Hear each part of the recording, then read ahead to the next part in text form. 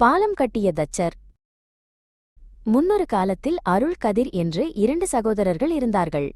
அவர்கள் பக்கத்து தோட்டங்களில் 40 ஆண்டுகளாக மிகவும் ஒற்றுமையாக வாழ்ந்து வந்தார்கள்.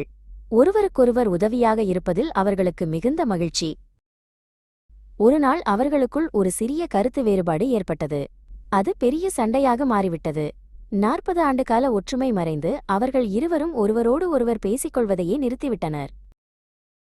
கதிர் தன் நிலத்தின் எல்லையில் ஒரு பெரிய பள்ளத்தை தோண்டி 2 தோட்டங்களுக்கும் இடையே ஒரு சிறிய ஓடையை உருவாக்கினான். தன் அண்ணன் தன் நிலத்திற்குள் வரக்கூடாது என்பதே அவனது எண்ணம். இதை பார்த்து அருள் மிகுந்த கோபமடைந்தார். அப்போது தக்ஷன் என்ற ஒரு தச்சர் அருளின் வீட்டு வாசலில் வந்து நின்றார். ஐயா, நான் ஒரு தச்சர். எனக்கு ஏதாவது வேலை இருந்தால் கொடுங்கள் என்று அவர் பணிவாக கேட்டார். அருள் தக்ஷனிடம், என் தம்பிக்கும் எனக்கும் சண்டை. அவன் அந்த பள்ளத்தை தோண்டிவிட்டான். நான் அவன் முகத்தை பார்க்க விரும்பவில்லை. அதனால் என் நிலத்தைச் சுற்றி ஒரு பெரிய வேலியை அமைத்துவிடு என்று கூறிவிட்டு வெளியூர் சென்றார். தக்ஷன் தன் வேலைகளை தொடங்கினார். அவர் மரப்பலகைகளை இழைத்து ஆணி அடிக்கும் சத்தம் அந்த தோட்டம் முழுவதும் கேட்டது.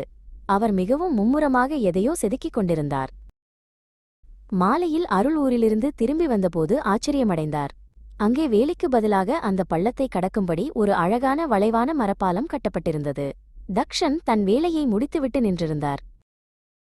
அதே நேரத்தில் கதிரும் அங்கு வந்தான். தன் அண்ணன் தனக்காக பாலம் கட்டியிருப்பதாக அவன் தவறாக நினைத்துவிட்டான். அண்ணா, நான் பள்ளம் தோண்டியும் என்மீது அன்பு கொண்டு பாலம் கட்டியிருக்கிறீர்களே என்று நெகிழ்ந்து போனான். கதிர் பாலத்தை கடந்து வந்து அருளின் கைகளை பிடித்துக் கொண்டான். இருவரும் கட்டிப்பிடித்து அழுது சமாதானமானார்கள். பகைமை மறந்து மீண்டும் அன்பு மலர்ந்தது. அருள் தக்ஷனிடம், எங்களுடனேயே தங்கி இன்னும் நிறைய வேலைகள் செய்து கொடுங்கள் என்று வேண்டினார். தக்ஷன் புன்னகையுடன், வேண்டாமையா, நான் இன்னும் பல பாலங்களை கட்ட வேண்டியுள்ளது என்று கூறி விடைபெற்றார்.